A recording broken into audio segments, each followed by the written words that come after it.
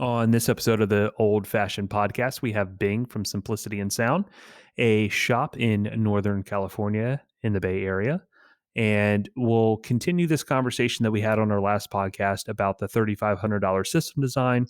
We'll get his thoughts, his ideology behind system design, and what's most important to him. So here we go.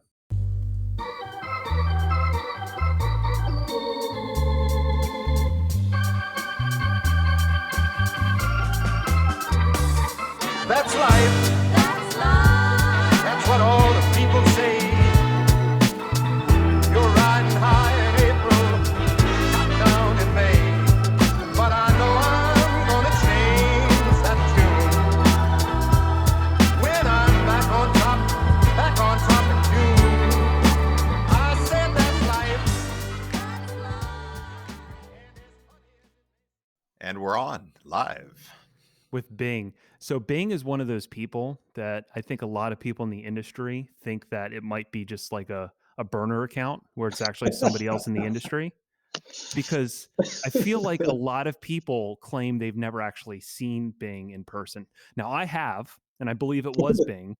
I've met him a few times at CES, but I know that there's a lot of other people out there who claim they've never seen him. I can vouch for him. Yeah, Well, I think we all look alike, right? So it could be me, it could be somebody else the next time, right? So for those that don't know, Bing works at Simplicity and Sound, and that's in the Bay Area, correct? Yeah, or pretty much in San Jose, Yeah. California. Yeah, I feel like I refer you a lot when people say, hey, I'm in the San Francisco or Bay Area. My geography of California is so terrible that I really don't even know where half the places are located in California. Because I know that like you two, Gary and Bing, you guys are way far apart from each other, right? Yeah. Eight, It's like eight hours. Yeah. Well, I'm from the East Coast, so no one knows how big California is. Yeah. I'm from New Jersey. I can drive through the state left and right in 45 minutes. And no, people say, "Oh, I heard there's an earthquake," and I look it up. It's like Death Valley, and about 8 hours drive away. So, but that's pretty normal. So another thing about Bing and his install style, I think he's most famous for the false floor. Have you ever done not a false floor? So have you ever done have you ever done something that's on top of the floor? Well, I don't know. I don't understand the question. I've done pretty much, where it's vertical, so it's like a false floor, but shifted 90 degrees.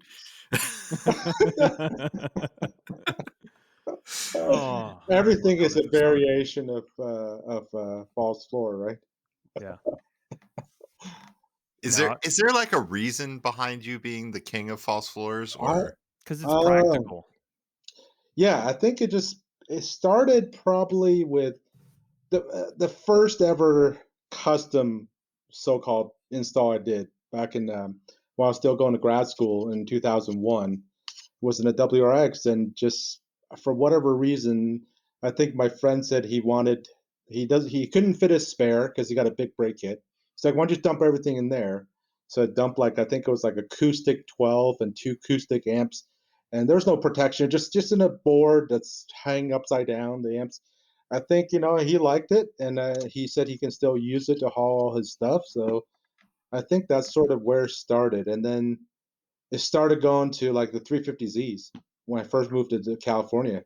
And like the first 80% of the cars I did were 350Zs and G35s. And those guys all seem to they're already modded. They can't use the spare. So they all wanted a fake floor. They saw one guy's pick and wanted the same thing. And I think that's how it started, to be honest, just to be able to use the rest of the car. So have you prepped Bing on the questions that we talked about just on the last pod? Just slightly. Has he had time to prepare or no? No, I didn't give him enough information to like fully prepare because I didn't want him to be prepared. Well, yeah, I mean, if it's related to what we're doing on a daily basis, I shouldn't need preparation, right? Hopefully. Yeah. There you go. I think so. Is it related to false floors? I'm okay. Yeah, it can be. I don't know if a false floor is going to be in the budget. We might have to throw some stuff under the seats. Yeah, definitely not in the budget. So Matt and I did an episode of the podcast where we just kind of got off on a conversation based around system design and how we would approach things, and especially on a tight budget. Hmm. We I deal with a lot of customers that have tight budgets.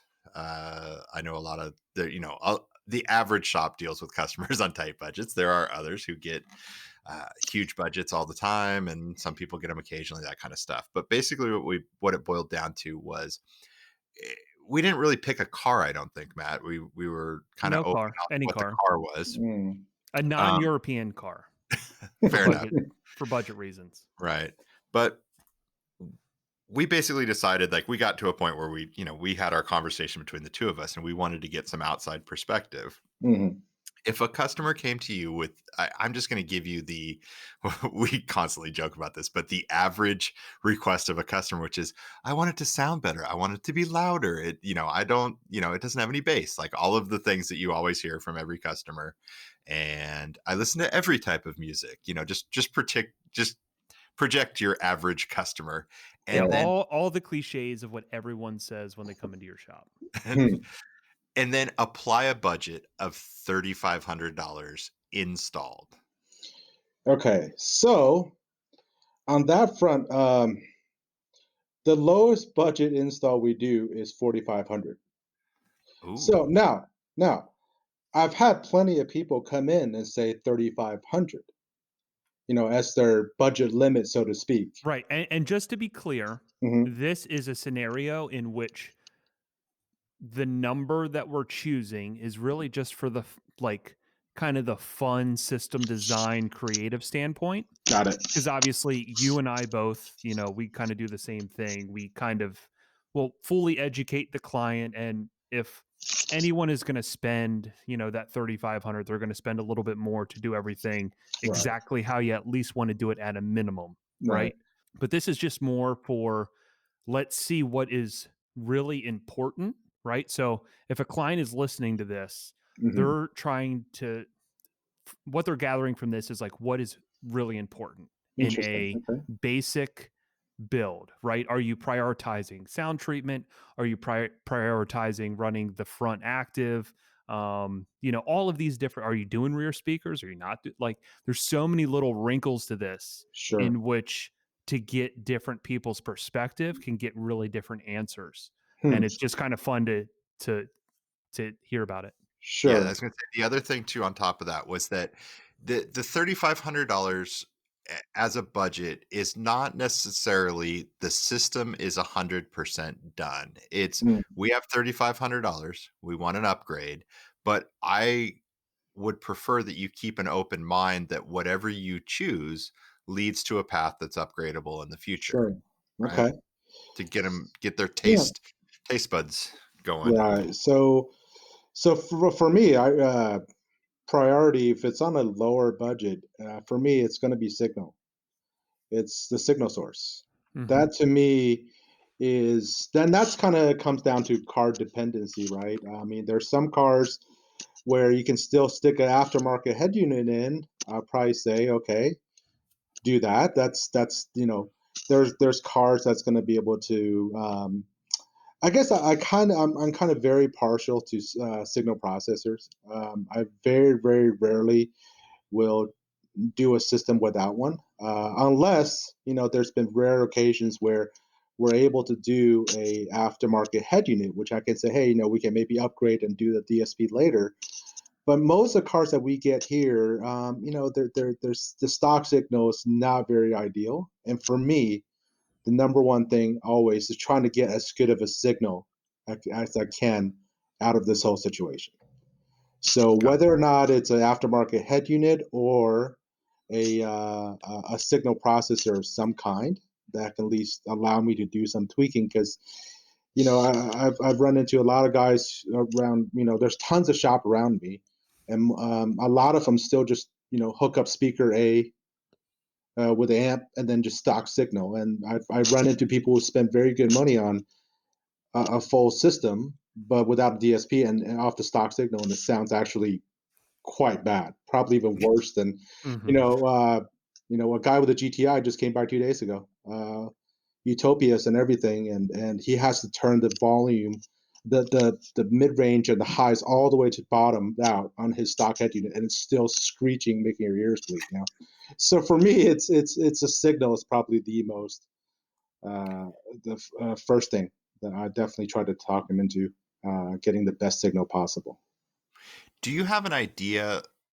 And again, I don't want to like lead you too much. I literally have a spreadsheet open that I can help kind of like. I literally want you to put product to this, right? Like Oh, take this concept, and if you're saying signal, let's just assume that if you are trying to squeak a DSP in at this budget, that we can go direct from a high res player, direct from a phone, or that we have a clean. We'll give you the factory radio into a DSP is a clean source. Without we're not going to budget for an Amp Pro or a Zen module or something like that in this hmm scenario. We'll just assume that we have a clean enough signal that a DSP is enough to get us back on track if you are prioritizing that, which it sounds like you are. hmm So, and I And mostly, yeah. and Sorry. also keep in mind that the budget of 3,500 is not just product, so it's product installed. So that's the other wrinkle. Okay. So, I mostly use Moscone DSPs. And that's probably what I mean, I would say 95% of our installs is Moscone DSPs. Mhm. And, whether it be the new one, the new little one, the Tomo 4 to 6, it's for lower budget and a pretty simple install. I think that usually works out pretty good. I believe that one has some input EQ on there, right, Matt? Maybe you know this. I haven't dealt with really any of the standalone new stuff as Okay. far as the DSP amp combo. Yeah. No, I mean, just Yeah, a little Atomo 4 to 6, the tiny little DSP that Yeah, replaces the right. 4 to Yeah, 6. I haven't used it yet. Okay. I have it in my van, but I'm using it with an aftermarket radio, and I don't Yeah. remember if it has input. I've done two of them. Really need to break the change because I feel like anytime I don't do the regular Moscone DSP route, I'll Mhm. do like the JLVXI, and Sure. that's kind of like my go-to amp DSP combo. But I really need to start branching out and trying some of the other options available. I just if we were a JL dealer, I'm sure I'd probably use more of the VXI and Tweak and stuff like that. But Moscone, it's mostly what we do, and we do so many of them, and they don't ever seem to give us too much Yeah, problems, and we just keep on using them. yeah. The 4 to 6 is the size of I'm sure you've seen this. It's the size of a matchbox. It's pretty much fits anywhere. Hmm. I'm pretty sure it has input EQ. I think it's running on the same software as the other ones, but I can't be sure.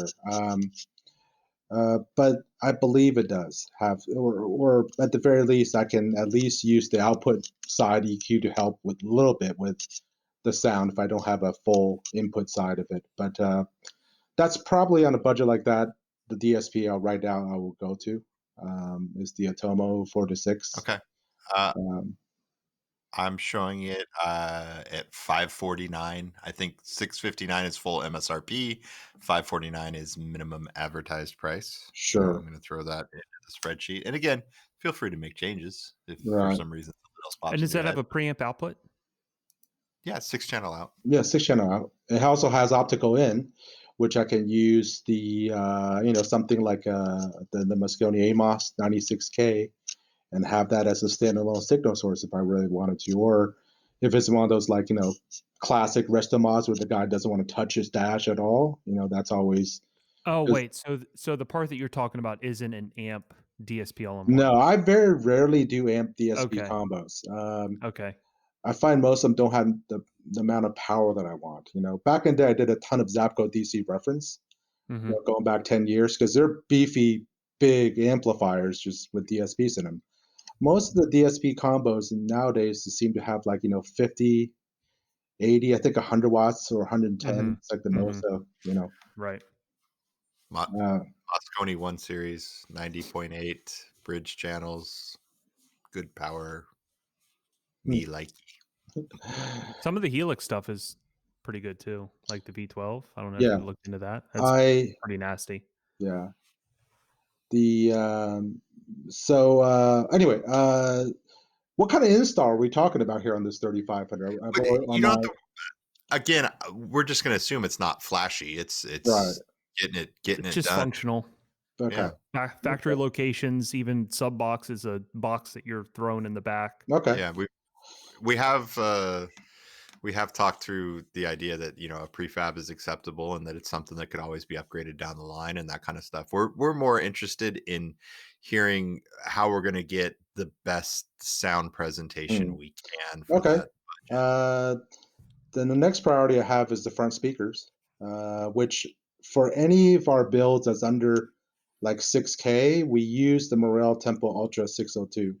Well, the two-way, uh, which I think is 459 full retail, unless they changed it recently. I just find that speaker for the price they sell it at, and especially when we run it active with the DSP, it just sounds really just pleasant. All kinds of people like it and listen to all sorts of music. It just isn't, for a speaker that cheap.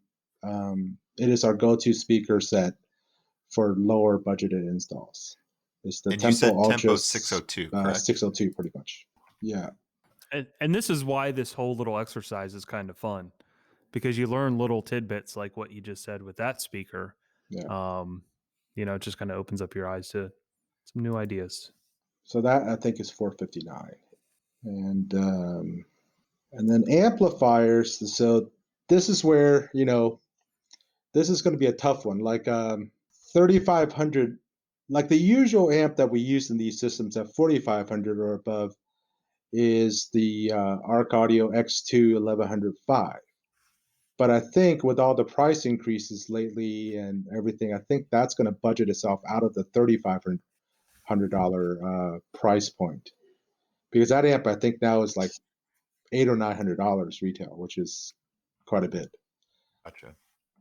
So the amp, the other 5 channel, Arc is so convenient for me. Arc is an hour drive away, and everything just comes the next day. And even if I in a jam, I can literally drive there. So I kind of give up. I'm willing to give up almost a little bit of profit and say, like, for example, I use some of the Morel 5 channels, which I think is cheaper, but it's also less powerful. But it takes 5 business days to get to me. I don't keep Okay. inventory. The way we are, we're being booked out. Mm-hmm. So maybe on this 35, that Morel 5 channel, I've used it maybe a dozen times. It's like MPS 5 point something. 5.950. I'm showing it at, ooh, MPS 70 by 4 at 4 ohms and Yeah, 550 by I 1 want at at 2 2 ohms. ohms. Yeah, 679. yeah. So it's not the most powerful thing, from on the front stage, but like I said, I usually do 1105, which is 4 by 150 and 1 by 500. But And how much is that amp? That's I like think 8? when we first started, it was 700 something. Now it's become, I want to say, like 900 something. So Wow. so has gone up a bit. Um, but if I mean, there's also the option, of course, of doing the front stage and then doing the sublet. But I'm not. I will probably say if we're going for a somewhat complete system, because I think the customer, if they get a system back without any kind of subwoofer, I think doesn't matter how great the front stage sound is, not going to be 100% satisfied Yeah, I was with gonna say, that. I think I don't know if I told you, Matt, or not, but I did do a car the other day where we did just front speakers, a DSP amp, and tune with no woofer and let a FLAC 6.5 play down to like 40-ish in the Mm-hmm. door, and it was pretty darn impressive. Like, Really? it obviously Wow. was missing that bottom octave. It was not a competition Mm-hmm. system, but it was cheap. It was cheap, and What it kind of car sounded was it? really good. Uh, uh, Equinox. Hmm. And the car had factory all pass filters. We did a home audio tweeter, a big, large format tweeter up in the Twiddler location, FLAC 6.5 in the door, and a Museway 6 channel that we bridged. So it was 200 watts by 2 on the doors and Hmm. 70 by 2 on the tweeters, and just EQ'd it, left the all pass filters, no delays. And it was really enjoyable to listen to. That's pretty cool. Yeah, it's That pretty is nice. pretty cool. Yeah. And totally budget, just Yeah. Yeah, I wish. I mean, I'm actually kind of curious. Like, what would you guys use for if you had to use a cheap 5 channel? Uh, that's still not a piece of junk. Something that's decent. you wanna go first, Matt, or you want me to? Yeah, I think doing the VXI 5 channel would be good because it leaves the ability to add an amp in the future Hmm. for something, Hmm. right? So you can run like the front active or you can run the front passive and then you can run rear speakers through the 5 channel and then you can power the sub on the 5 channel and it has a preamp output so you can add another 2 channel to take care of like your front mid bass Hmm. if you were to run the fronts active so you can get more power for the front mid bass and then you can run the tweeters in the rear off the 5 channel and you have a decent DSP amp combo Sure. that's budgetary. Does that amp do OEM interface? Does it do summing and all that stuff? Yes, Okay. yes. Okay.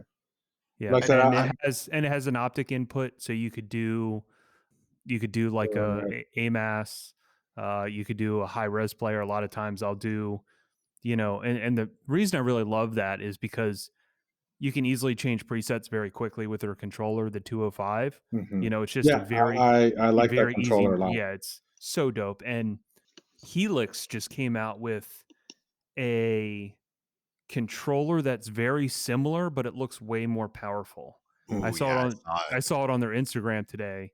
It looks dope as fuck. Hmm. Yeah, I saw it, Like and I was like, super dope. "Ooh." I'll go Yeah. check it out. Yeah, JF, you got yeah.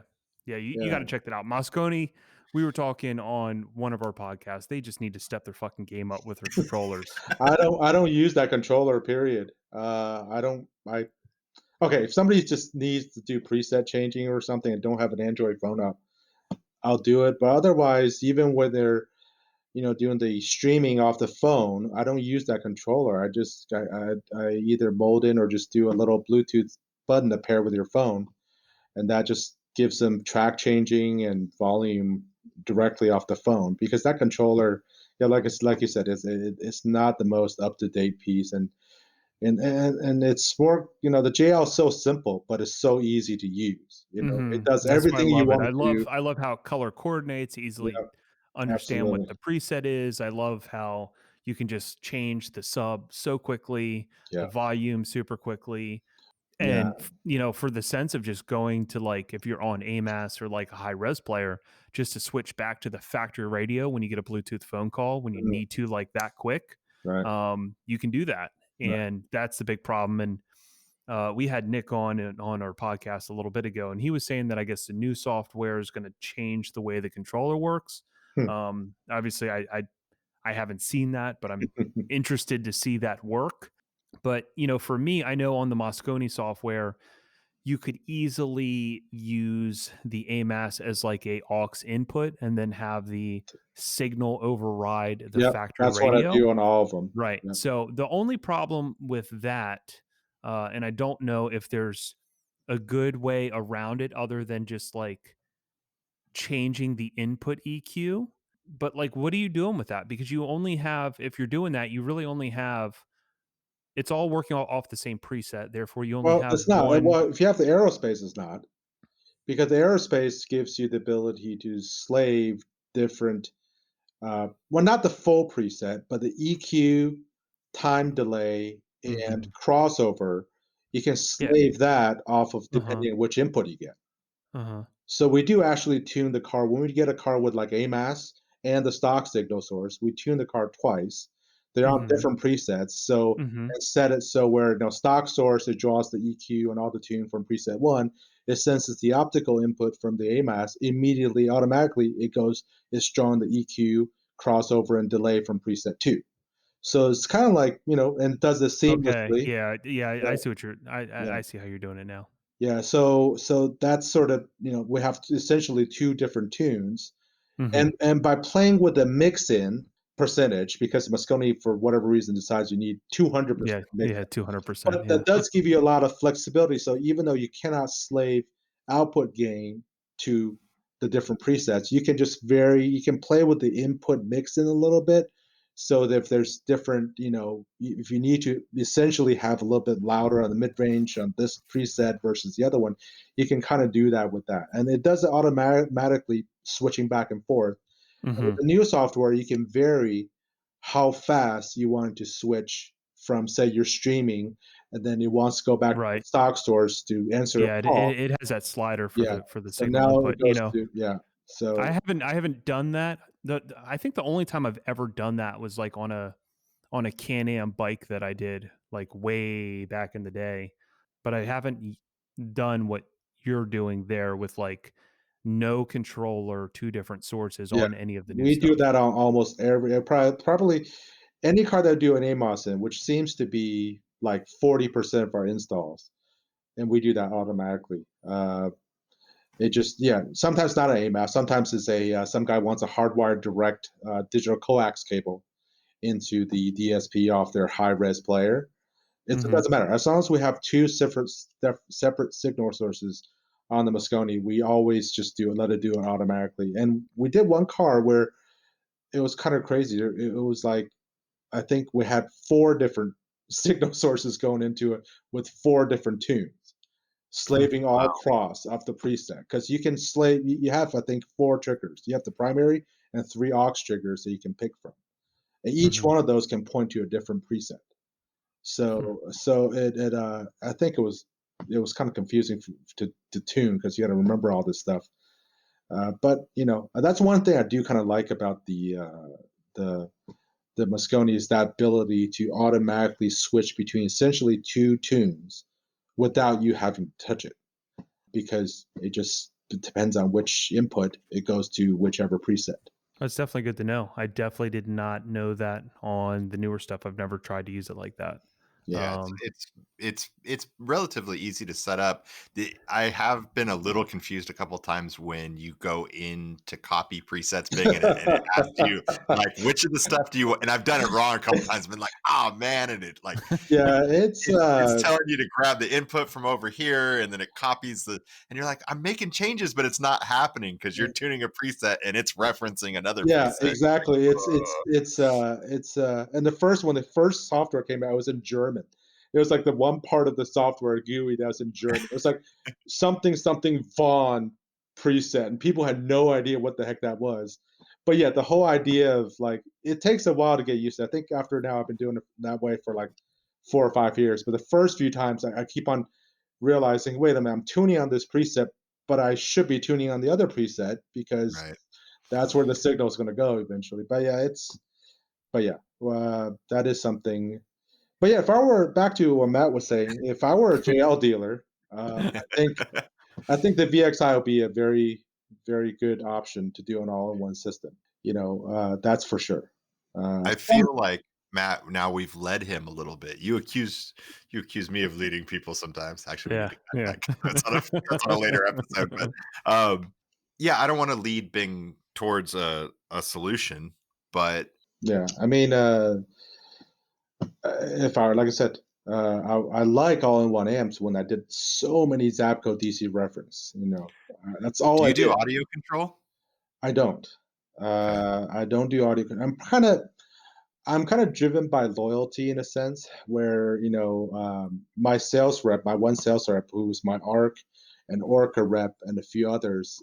He's like one of my really good friends. And for me, it's like none of these brands have treated me badly or wrong, and their product isn't bad. I'm sure there are comparable ones out there, but I feel like for me, if they haven't done anything again that I feel like is untoward, why I'm not going to go chase another account just because maybe it has one or two pieces that may work better. So, and again, we're talking about a shop where we do 40 cars a year, so it isn't as big of a deal. But I would definitely not mind having JL, but the situation around here is such that it's not really possible. But I've installed plenty of JL. Uh, customers bring it in quite a bit sometimes, but yeah, it's I would love to have an all-in-one solution at the right price point. And what is the retail on the VXI 5 channel. 12.99 Oh, or 11.99. yeah. So, Yeah. um, You could do PS 850. hmm, It's not a lot of power on the forum channels, but if right, you right. bridge the back, it's enough to push a little woofer. Yeah. Just throwing out there. You said ARC, not me. Yeah. Arc, all I seem to do is the X2. I probably do that. And they're subs. Going back to the $3,500, I'll probably do just a very simple Arc 10 because they're cheap and they're not Yeah, a like bad an sub. X210. No, like just even an Arc 10, I don't think is that much money, right? It's like a Arc hundred. 10 Arc 10's more than an X10. I've X210. never used an X2, but I think Arc 10 is Really? not. Yeah. Dang. Shh. Try an X210. All right. Well, Just saying. maybe I'll try it. Yeah. Love them. Okay. And that's like For a the money. hundred some For the money. dollars, Yeah, right? it's like a I don't wanna speak, so I'm gonna look real quick because I Gary have my gets so sized for value. I do. I do. Are you Like, you sure? just get so turned on by You know the value. reason why? Because I see a lot of people spend a lot of money on systems that sound like garbage, Yeah, like that's hot very true. garbage, and Right. it's upsetting. So, like, in I would rather yeah, I'd rather see the money spent in places where it matters a whole bunch. That $169 is retail that for is an X210 versus an Arc Series 10, which the performance is pretty similar. yeah, It's no, 279. It's oh, $100 okay. more. There It's you not go. a big Arc it's 10. not a big upgrade. You get a little bit more power handling. Right, It's about the same. right. Yeah, but I guess X2, perfect. So obviously not prioritizing the subwoofer. That's usually kind of being my case. I mean, until the Focal Sub 10 WF came out, I always sort of unprioritize the subwoofer in my system design. If there's a budget, I'm trying to spend as much on the front stage Mhm. and the labor, even amps maybe. But then with that Focal sub came out, kind of find myself selling it more and more, even though it's the most expensive sub I sell. So, but yeah, X2, something like that.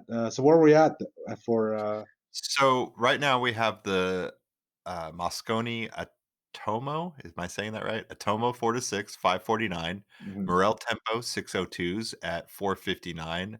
A Morel MPS 5950 at 679. An X2 10-inch at 169 is $1,856.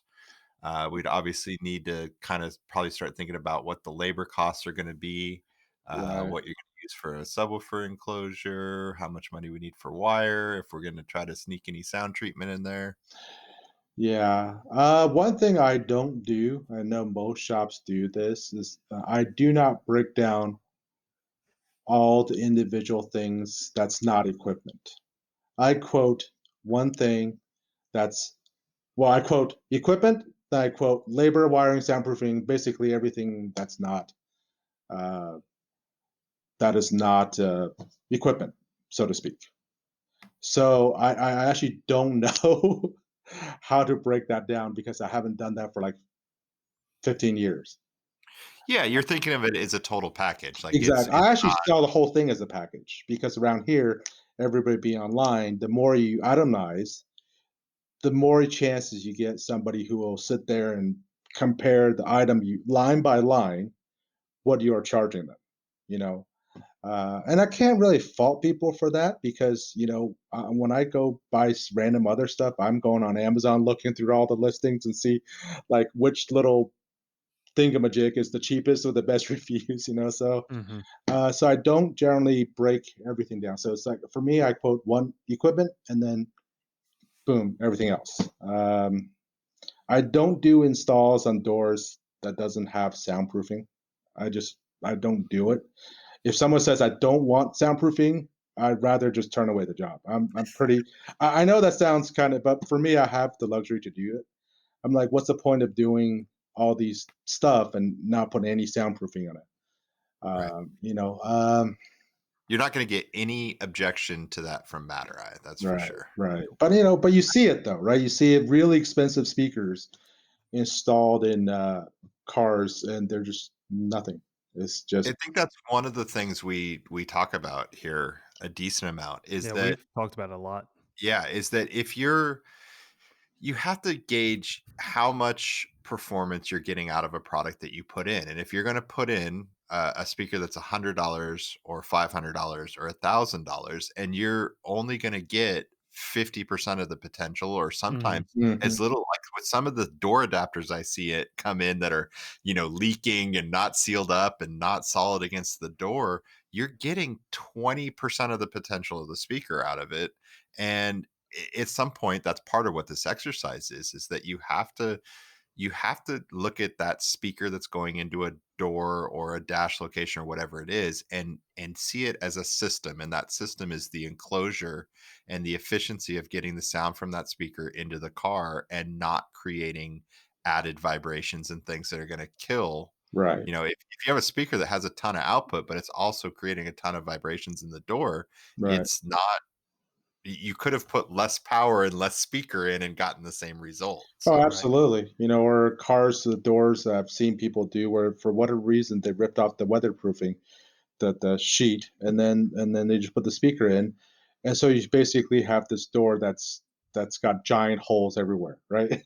There's no separation at the front and the back of the Yeah, speaker. there's no Basically, it's one baffle. cab, and you go, wait, where's the mid bass? Where's anything above like 200 hertz? It's not even there.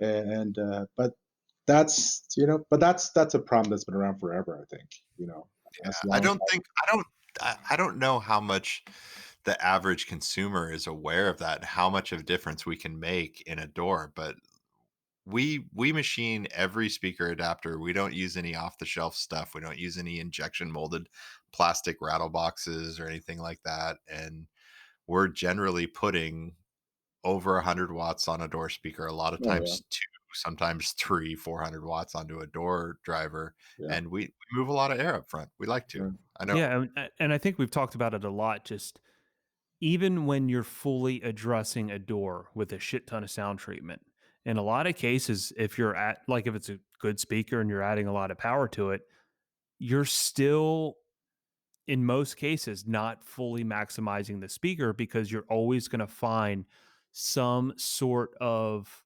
resonance at some point. right. Of It could be course, on the super high end to which you're starting to cap where that's going. right. And you can do your best and you can use a notch filter for certain frequencies that is just really hitting a certain door or a certain spot. But at the end of the day, there's very few cars in which you can just fully Oh, get right. all of the speaker, and you're getting all of it, and there's nothing resonating. No, The that's one I was telling you about, the truck that we just did where I did the quarter-inch plate steel baffles for the Utopia Mhm, 8s, and they had that AS 100.4 bridged onto them, and that's a mhm. 3-ohm driver. That's Yeah. a lot of right. power on each That's door. right. And we got to the point where, like, obviously the 8 will do way more than the 3 can keep up with in the dash, right? And I was just seeing, like, I'm like, "Let me just keep pushing, keep pushing. Let me hear these things." I could never get him to bark, but the one thing that I was never gonna overcome is it got to a point and it was blowing the seal up against the window. It was like it was a vario vent, like, opening and closing, almost like the door closure vents in the back wall of a Mhm. truck cab. Like, I was like, "Yeah, Wow. that's moving some air." That's how sealed up the rest of the door was too. Yeah. I mean, That's when you know you got it.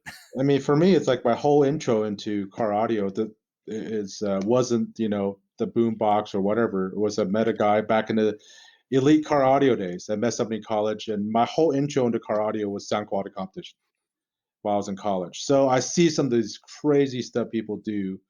Even back in the day, when one of the expert class world champions lived had a shop about an hour away from me. Mark Lickett. He had a Nissan truck, everything motorized, and even the speaker grills motorized. I wanted to check it out and see what he was doing. So I got a taste of all this, going crazy on things, just making it, trying to maximize everything, almost rebuilding the car and everything. But then I know a lot of these guys I know back east started shops, and when they try to apply that kind of mentality to a daily run shop. Now, there are guys that do crazy stuff all the time, like Matt. They have the clientele, but a lot of them do not survive because you can't spend that much effort on a daily basis. I feel unless you're just one of the very few people around the world. Really, a lot of them just started doing that, and they're spending so much time on the cars and everything. They end up going under. They will go out of business because they cannot make a profit because they're spending so much time. So I kind of try to be, try to find that compromise Mhm. of still be profitable, still stay in business, and doing what I can to maximize, quote unquote, the potential of the equipment. I'm sure there's Mhm. always For guys sure. that maybe you see them on the sound quality forums, and they go crazy all out on doors. I'm sure that given the same exact system as I'm building here, I'm sure his has better performance from the same exact equipment if he was using it. But at the same Yeah, I time, think that's yeah, you're never gonna you can't compare the people that have to do it as a business and have overhead with the guy that's doing it as a passion project in his garage with no overhead and willing to put in all the hours. right? That's anybody who does DIY home repairs. Like, Some of those builds that you've seen where guys are like engineers on the side, Mhm. they're spending like a year Oh yeah, I mean, I tried. and they're just like burning 8 hours at a time on their car or Oh yeah, whatever it is. And there's like thousands of hours oh in yeah. And some of I those tried cars. that with my first vehicle. I watched, I read enough of like I think Steve Brown's the tutorials back in the day and decided I'm going to build myself. And I asked an expert class vehicle. This is like a year after I even learned how to use Bondo. And I sat there in my truck, gutted the whole interior, started molding the interior. And after about 8 months of working like in Pittsburgh, Pennsylvania, this is, cold with a space heater, locked myself in the regular cab Toyota, trying to do sanding and everything. After about 6 months, I tell people I ran out of talent and I ran out of money. I literally had no money left for even like ramen noodles. I just oh, gave up. But that's, while I'm building it, I'm taking pictures and posting them up on the forums, and people go, "Oh my god, that's great, that's awesome." Meanwhile, I'm going, "I'm never going to do that again." But what I say is people still do end up comparing those two. People see something people do online, they're not necessarily going, "Oh yeah, that's a retail shop, and this other guy's doing it on the side." They'll still be like, "Well, hey, there's this better way to do things. Even though if it takes 10 times the time." But people still kind of make that comparison back and forth, at least online, that I've seen. Yeah, the only way that you can do that is to educate the client and charge for the time. If they want that, they need to charge for the time. And that just kind of like immediately makes me go back to a question that I had on a previous pod. But like, I think whenever we end up getting Dean on from Five Star, I'd love to ask him what he's charging for an amp install in which, he's meticulously just making everything look beautiful and pretty on an amp job. You know what I mean? Like, are you charging for that? Hmm. Or, like what's the time quoted on that exact job? Because there's so many times, and I'm not alluding at all saying that this is what he's doing. I'm just saying that our industry in general, a lot of people will build stuff, fabricate Hmm. elaborate things and charge like nothing for it Sure. because they Oh don't yeah. think that they can get the money for it, or they just want to have the jobs to show other clients because they think they're building a portfolio. But there's a lot of things that happen that really degrade or change expectations for other people, because I know that there's been installers in the past that have done a really elaborate builds for like no money at Oh, I've all. right, yeah. There was somebody Yeah. locally here that built some crazy shit, like kind of fishman kind of shit. Fishman actually was in my area for a while, but that kind of just out of this world, out of the box thinking. And while my friend in the car show side got this installed, I'm like, this has got to be at least 15-20 grand labor, and the guy paid $3,500. You know, right. Mhm. and he eventually the guy, I think, well, I was told he burned out and just left the scene. Well, I can see why the sheer Right. amount of work that this guy's doing, and it looks good. And from a fabrication standpoint, it looks brilliant. Um, you know, uh, but I just could never get over how little. I mean, I don't think I charge that much compared to some people I've talked to, but I was looking at that going, that's insane. And I don't care who you are, unless you're a robot doing all that stuff. It's going to take a crap load of time. Yeah, and the funny thing is like just when you talk to clients, because I've said in the past that I have a certain like a YouTube video on like an excursion console in which it looks, like a really intricate modern day console, and I get so many calls on that every week where people just think that one, it's like a prefab console that I built, and two, that it's like $1,000. Right. Right. And you know what I mean? Like if that manufacturer were to have to make a console from scratch, think about how much time, tooling, all of that stuff would be in that console. And here you're having a person hand build you one to fit all the stuff that you want, and your expectations are $1,000. Like, come on, dude. That means that I would have to from scratch finish that console and give it back to you in a day for it to be profitable. Yeah. I have a friend who works for a car manufacturer that does, and they sublet a pair of seats for a concept car, and the bill was $140,000 Wow. for a pair of seats, right? Like, Right. it's like you don't think about what, that time, the design, the engineering, the fabrication, all of that tied up. Like, yeah, sure, they don't pay that for a set of seats in a production car. They have Right. it down to And produce Gary, hundreds. that's like the stressful part of like taking on a job like that, right? So, you have a client bringing an excursion to you, and you're quoting them, say, 6 labor days to build the console, right? And you don't have a plan really going into it. Day one, you're looking at it and you're just kind of engineering everything in your head, coming up with a vision. And then the rest of the time, you're implementing it, and then trying to stay completely on task and give them that car back in on that 6th day. Right, You know what I mean? It's a obscene amount of pressure, but like most clients just don't think about the stuff that is planned and designed on the spot. Oh yeah. Okay, you want a CB radio, you want HDMI inputs, you want a inverter, you want a hidden gun compartment, whatever it is. Okay, like all this stuff has to just be designed, and at the end of this, it has to look like a console Correct. and be functional Yeah. and serviceable. You know what I'm saying? You don't Like, get like 13 different revisions like a right. car manufacturer would. So if that's a $8,000 console, Right. it seems expensive if I just say that number, but when you break it down, that shit's a fucking bargain. right, Yeah.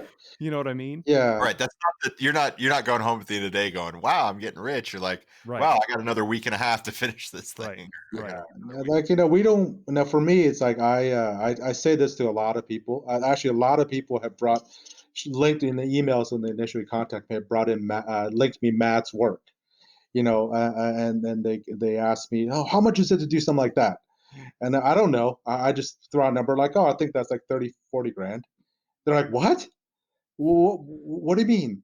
The car?" And I don't mean the car. I mean, and I tell them this thing. I said, guys like Matt, they're like I said, usually these guys know cars, right? I say, they're the Koenigseggs, they're the Paganis of our world. Okay, think about how much one of those cars cost: $2, $3 million, right? You can buy a car, a GTR that performs very similarly for what, $100,000, even cheaper.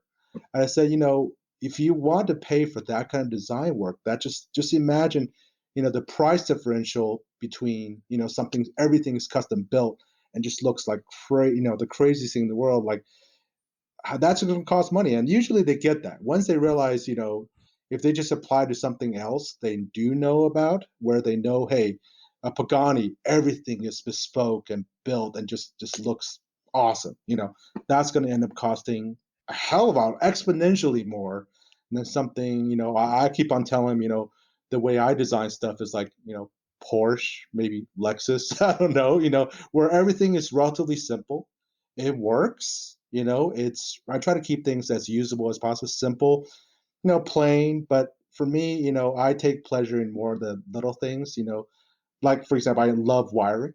So when I do stuff, like when I try to wire stuff, I actually enjoy. I usually go in like Saturday or Sunday at 5 o'clock in the morning, just do it, and enjoy it. But I think once those guys realize, the customers have realized, just how much work, and when I put in perspective of cars, they tend to understand. Like, why certain kind of fabrication, how everything looks, just can cost like a crap ton of money to in their perspective. But like Matt said, when you consider just how much pressure you're under, how much you have to do right on the spot with no second chances, it's actually quite a bargain. Yeah, and again, sometimes that's weeks of labor. Yeah. Those jobs are. I mean, what'd you say the Escalade was, Matt? 37 days. 37 build days, yeah. Wow. Yeah, and that's yeah. So Matt, And it took 37 build days, and I I'm still think, impressed you nailed that. By the way, like well, I'm in awe. and kinda like I alluded to on that is, when I think when you're quoting a job like that, if you can break down each spectrum of the job, like the door panels, the A-pillars, the sub box, the amp rack, why, like, if you can kind of break down each thing and give yourself, on certain parts of the job, a little bit of extra time, and that extra time is generally like when you fall into a problem or have to overcome something, you have the time there to still keep it on track. Yeah, And if everything goes perfect, now you can use that time in order to really hit final details. You know what I mean? So the time's still used, but it's either going to keep you on track and not make it go into the next car and then create a domino effect, or it's going to give you the ability to say, "Hey, I'm finished 3 days early," and as you're getting to that 3 day early mark, and okay, like really, I could be done tomorrow. You could then now do something in some of the last area of the build to really add a lot of detail. That's the way that I've always looked at it, and that's the way that I've always kind of stayed on track. right. yep. Hey, speaking of keeping on track, our Yeah. 30-minute podcast is at 52 minutes or 50 something So, Bing, you'll have your own episode. minutes. Yeah, I guess we're stretching this out. To recap, at this moment we have an Atomo. I just can't say the word Atomo. Atomo, Atomo? Atomo, Atomo. yeah, Atomo. whatever sounds Atomo. Italian. Atomo. Is that That's probably ah, correct. okay. 4 to 6, 549. Morel Tempo 602 component set at 459. Morel MPS 5.950, $679. And Arc Audio X210 Hmm. for $169. We're at $1,856. Do we have enough money left over to install, Uh, build some speaker adapters, tune? it'll be pretty close. I mean, it'll be a pretty simple box. I mean, it's kind of weird because we don't do this kind of job. But if it were, I think it'll be a pretty simple box with the amp on the back with a grill in the front. Just a Yeah. that's cutting it a little close. I mean, it depends on the car, right? Some cars it's a breeze to work in. If it's an easy car to work on, something we've done a ton of times, some kind of Scion, some kind of, where everything just comes apart. Maybe, Yeah. ideally, I'd probably say looking at this, it'll be closer to maybe 4, but it's conceivable. I'll say that. Yeah. On the right car, where we can literally knock it out in a couple of days. That's maybe that's conceivable. Yeah. Uh, it's hard for me to say because we don't do that, Yeah. you know. Yeah. But I think It's it's absolutely, I get it. but Yeah, it's it's funny talking to Gary when all this started and we came up with the budget of $3,500. I said I kind of always use the $3,500 mark as saying you can't really address the car fully properly for the $3,500 mark. mhm, To do like the full solution done right in most modern cars.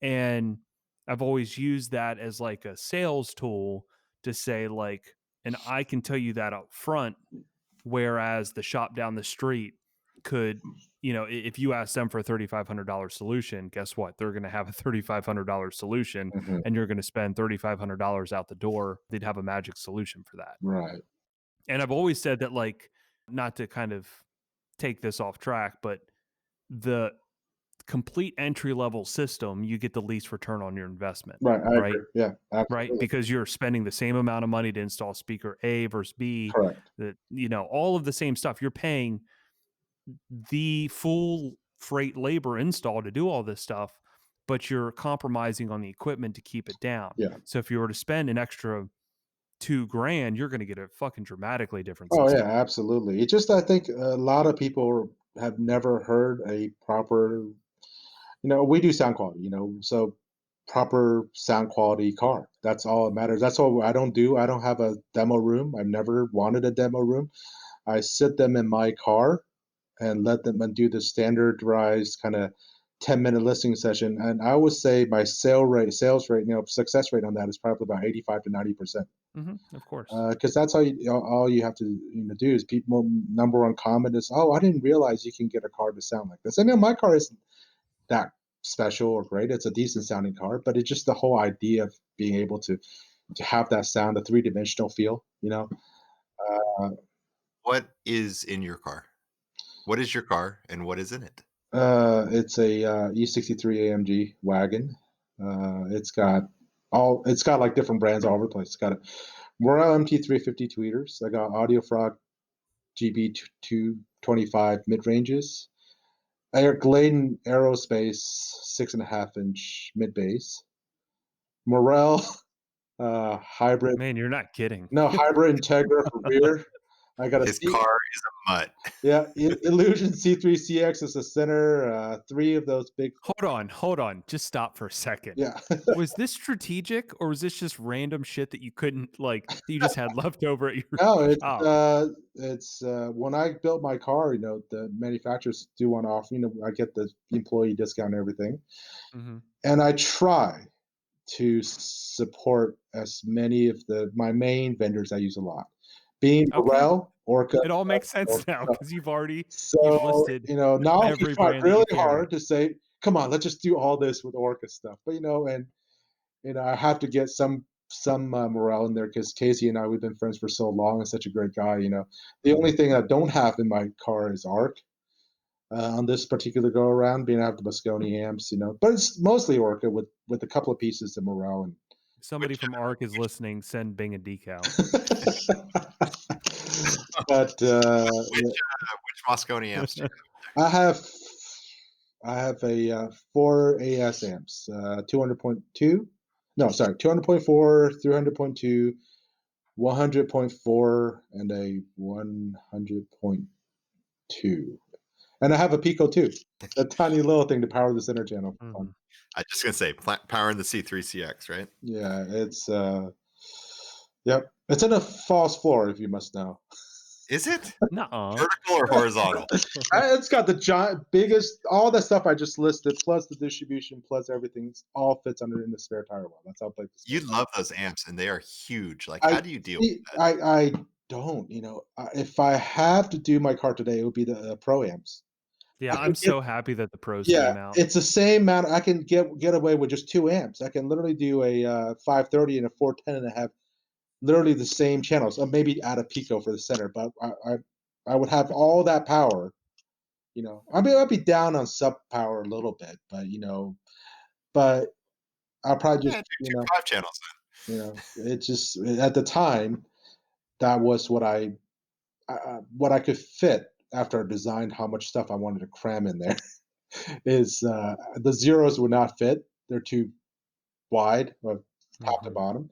So it's AS. But yeah, if I had to do my car over again, it would be if I get my next car, which I may get next year. It'll probably just be like two Pro 530s, and that's then. Yeah, all I would need. A lot less weight, time.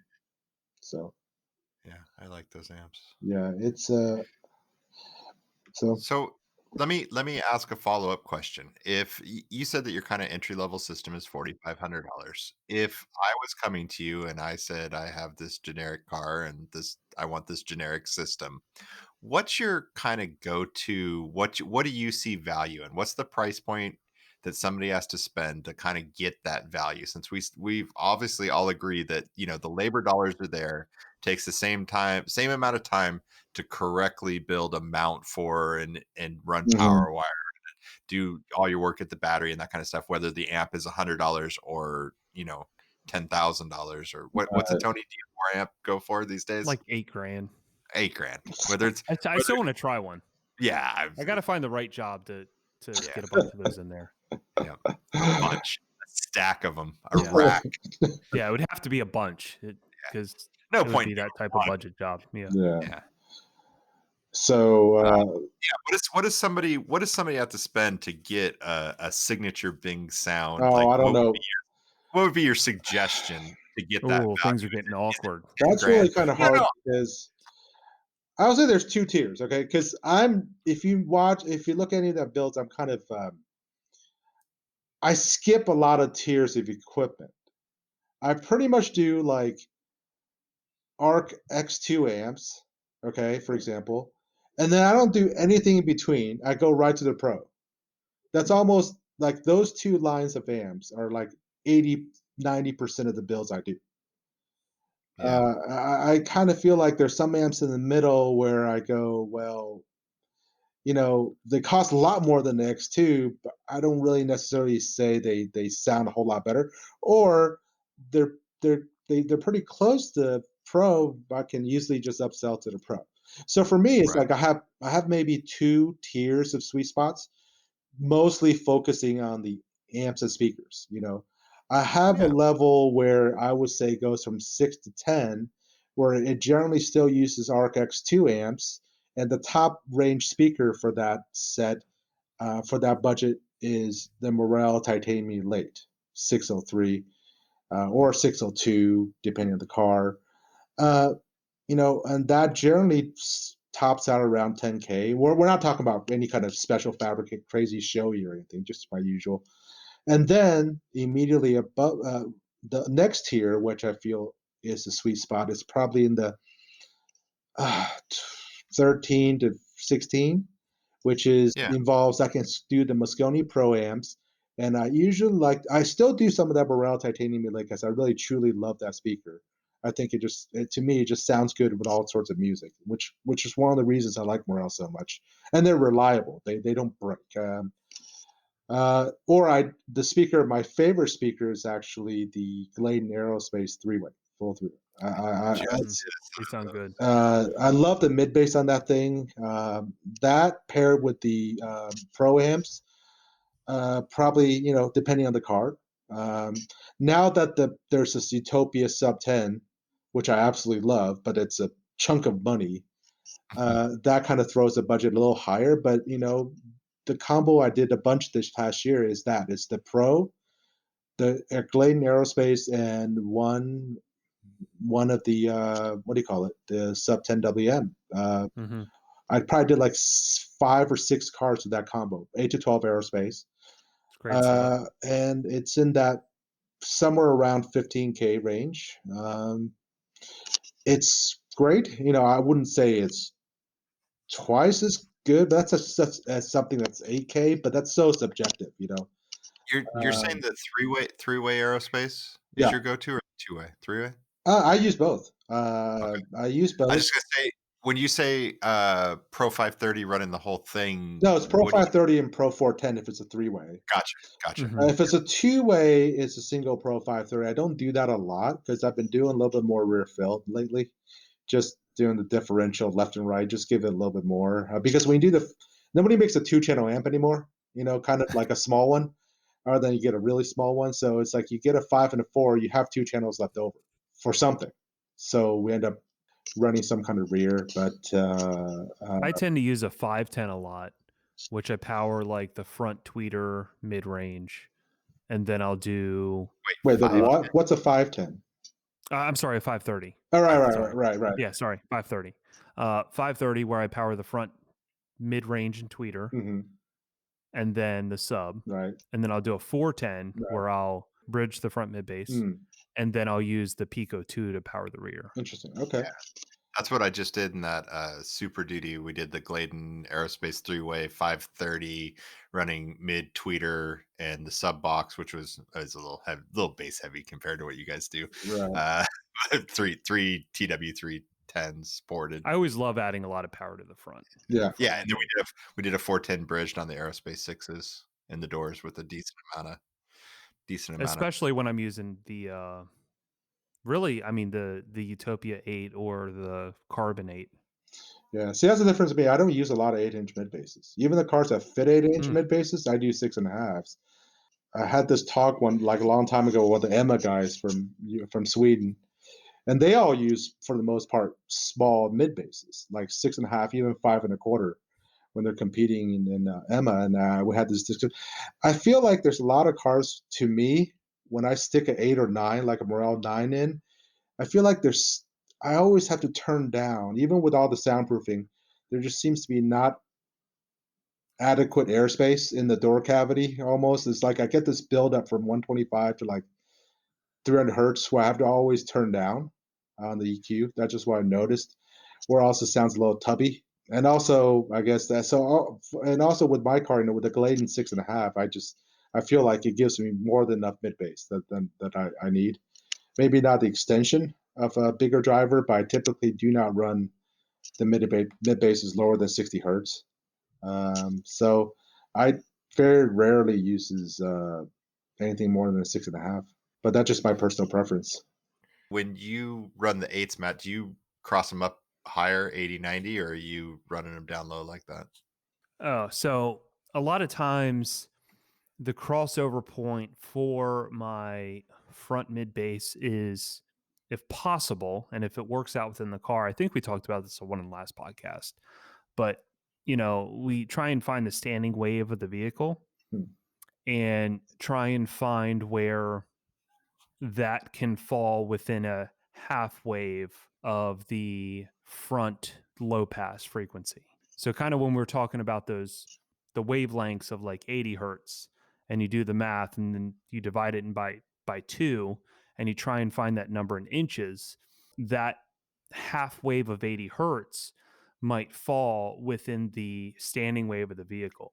So maybe that's why we'll choose to cross over the front mid bass with the sub bass at like 80 hertz or 60 hertz or 70 Oh, hertz interesting. based on the standing wave of the vehicle.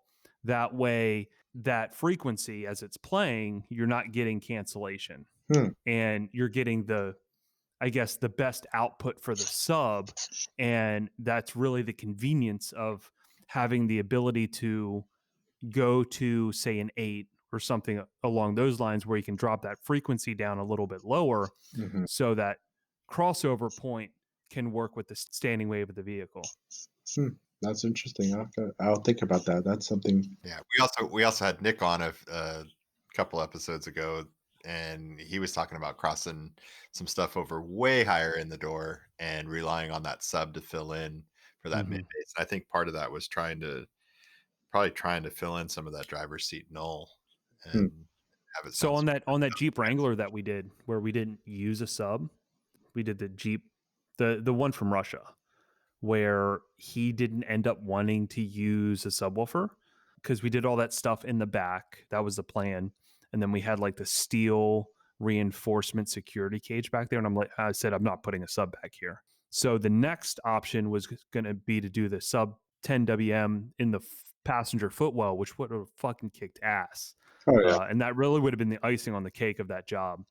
But he said, I don't really want to give up the full footwell, even though the passenger still would have had plenty of room to put their feet straight down. Hmm. At that point, we had the sixes in the dash, we had the mid and tweeter up top, and I didn't want to leave it at the sixes because the sixes are in the dash, and you get a lot of resonance and lower frequencies in that Jeep because you have that metal in the crossbars and stuff like that you just really can't control. So I'm like, let's just try and use eights and kick panels. And obviously the eights aren't meant for smaller enclosure volume because they're meant for like a door cavity with 1 cubic foot. So we ended up making, just kind of like trying this out, and it actually worked out pretty fucking good. Is we did them in the kicks, 2 8s in the kick. Basically, by doing that, we had them high passed at about 28 hertz Hmm. Wow. at about 48 dB. So, I mean, they got down pretty low. They fucking rocked. Sounded really good. It sounded like there was a legit sub in the car, Wow. I love sound and in front of the it car. worked out well. We had them play all the way up to about 130 hertz because at about 130 hertz, the fucking dash started resonating and all that kind of stuff. So really, those sixes really couldn't have played below 130 hertz without that car sounding like shit. But you can be pretty creative with some eights for sure. I think I got to give the kids bath. I think they're about time to do that. Okay. You wanna bring us home, Matt? You wanna come up with a wrap up? So do we come up with a full solution, or do we have to have him back Yeah, on to so I finish? think I think the solution is that, it's gonna be tight, it's gonna be a basic install. It's the Moscone Atomo 4 to 6, Morel Tempo 602 speakers, Morel MPS 5.950 5-channel amplifier, Arc Audio X2 10-inch subwoofer, Hmm. uh, and a basic install, you know? Yeah. And we're Where are we at labor? Where are we at material? about 1850 and 1650. 1850 in materials, 1650 in labor and wire, Hmm. because Right. as we learned, It's that's a how Greg package. Lewis said, It's a it's a motherfucking package. package. Yeah. It's the whole package. Yeah. It'll have to do, I think. Yeah, no, awesome. I mean, that's exactly what we wanna hear. We wanna hear different people's approaches and, yeah, some good equipment. I do some Morel, and I have been happy with everything I've ever done. I don't do a ton of it, but I like it, and I like Casey a lot, and it's, Yeah, does good. he's good people. So, Yeah. always, for as long as I've known him, always a good guy. And not always the case with, manufacturers and stuff, but he's just always treated me really well. So, Yeah, I feel like we do a lot of the same brands and for a lot of the same reasons, yeah. so Mhm. good. Well, it was good Cool. hanging out with you. It's been a Yeah. while. It's been a hot minute since I had some Bing time. I know. Hopefully, everything will be back to normal sometime this year, hopefully. Yeah. And Yeah, and that way everyone in the industry will still not see you and still think that you're just some made up person, some burner well, account. the person that most knows Who would the It's burner be? Who would be the person controlling Bing's account actually be is if we found It's out and Bing Joey. wasn't real? It's Joey. Yeah, just Joey. Yeah, Oh, that's good. yeah. oh, that's awesome. Well, Alrighty, guys. thanks for coming on. Thank I you, really guys. appreciate it. Yeah, it was a pleasure to be here. So, Thank you. We'll, thank you. at some point in the future, I'm sure we'll have you back on again, so Cool. we can do it Yeah, all over again. cool. Alrighty. Have a good weekend, Cool. guys. Thanks, Alright, Bing. you All too. Thank you. right. Bye. See ya. Bye. And I